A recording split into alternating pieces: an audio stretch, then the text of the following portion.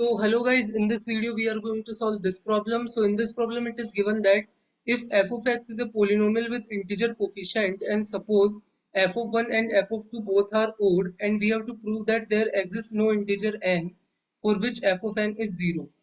So what is the problem? Problem is f of x is a polynomial and it is having an integer coefficients. F of 1 and f of 2 both are odd. Then we have to prove that there exists no integer n such that f of n is 0. So this is the problem.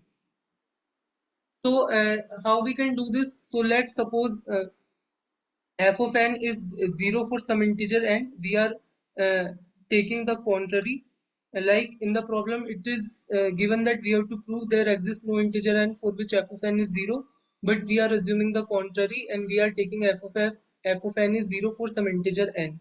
Then we can say the x minus n is a factor of f of x, and we can write f of x as x minus n times g of x, and if you put x is equal to n, then you get f of n is 0. So x minus n is a factor of f of x.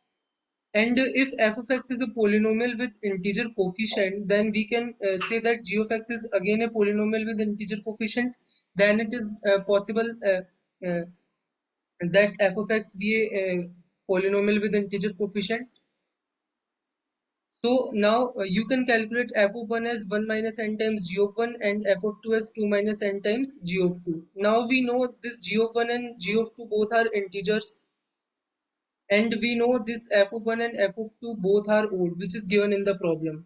But you see here, like here it is 1 minus n and here it is 2 minus n, and this 1 minus n and 2 minus n are consecutive numbers. So if one of them is odd, then other is even. So one of them must be even in both of them, both cannot be odd.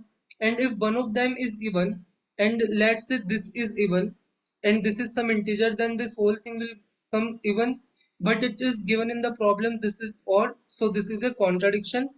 So what we can conclude then, if we getting a contradiction, then it is not possible for some n this f of n is 0, and in this way we can prove this.